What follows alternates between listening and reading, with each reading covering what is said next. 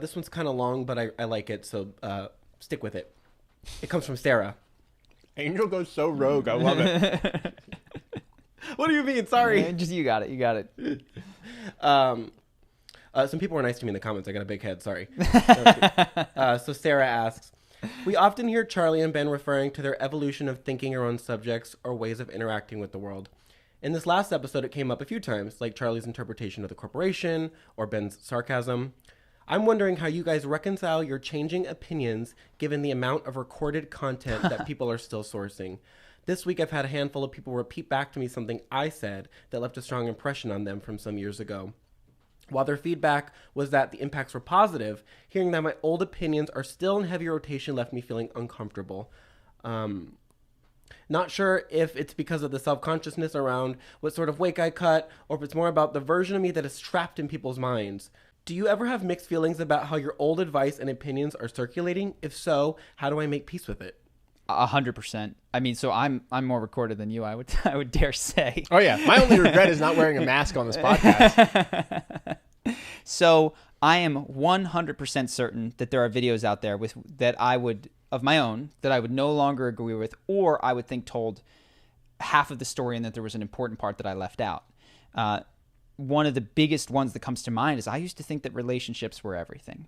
And I said it often, and I believed it, and I thought that was going to be true forever. And the biggest change in the last 3 years is that I go, only if we include the relationship with yourself. That's what I was gonna say. In that. Because for me, it was all about connecting to people and who you know and your potential wife or husband, boss, etc.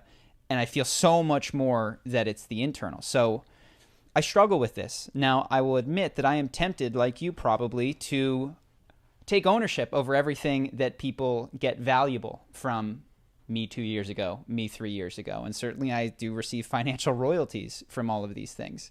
But from a philosophical perspective, if I want to be able to be honest and dissociate myself from the things which I don't agree with, I have to also recognize that I'm not the person who said all of those things that people like anymore.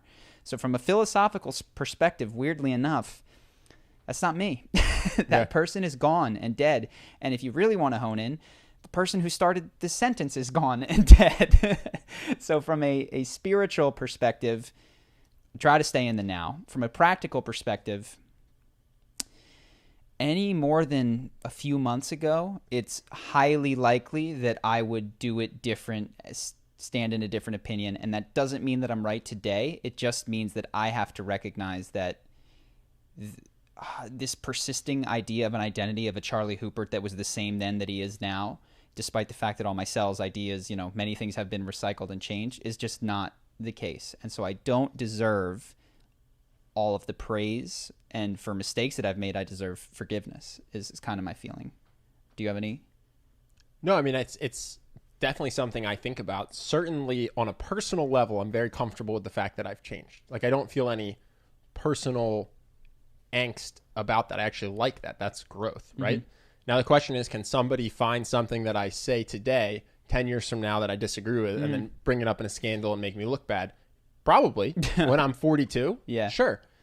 What do you do about that? I don't have a great answer. Sure. I think all I can do is try to be true to myself today. That's the one thing, is I don't want to go down for something that I don't even believe now. Yeah. And so there's this, I don't even know what to call it, this philosophical belief that, all right, if I'm going to go down for something, I'll try to believe what I'm saying, At least at the moment that I can censor myself from saying crazy inflammatory things. But whatever I do say, I want to believe. I don't want to try to give the right answer, because that would suck, to go down for something you didn't even believe because you were trying to present a certain persona. Yeah. And so, yeah, that's literally the only defense I've come up with. And then what I think will happen when I'm 42 or tomorrow or whenever this happens is I'll just go, yeah, at that age, I thought that was a good thing to say, and it was meant to be helpful. And I do always come from a place of trying to be helpful and thoughtful. I like to think that I have good values. And so to the extent that I look back in time and regret something, it was a mistake. It was like a well-intentioned whoopsie. Yeah. And so it's going to suck, I'm sure, but that's all I can do, I think. It's just be like, all right, try to believe what you say now. And then if 10 years from now you regret it, at least you can go, yeah, was a different time in my life. Sure.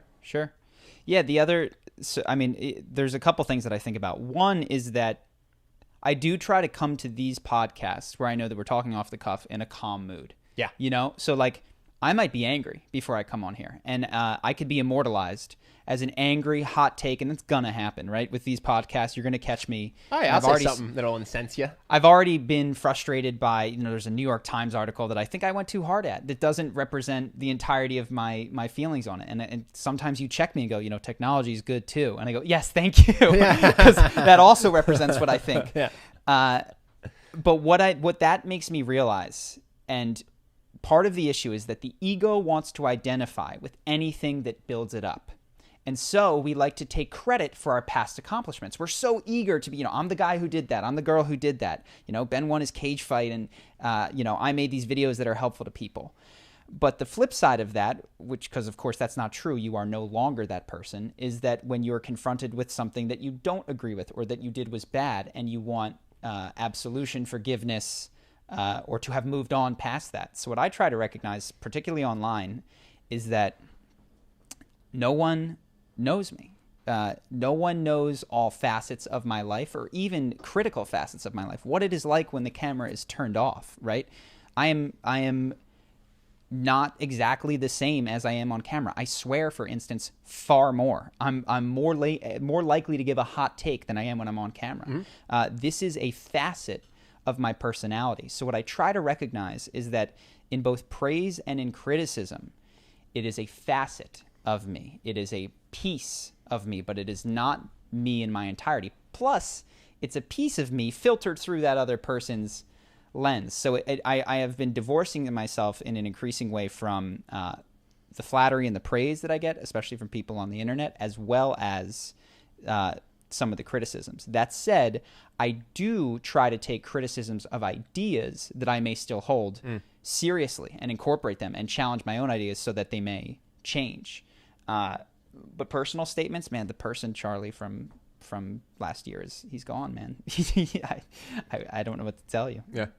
Cool. Identity is an illusion.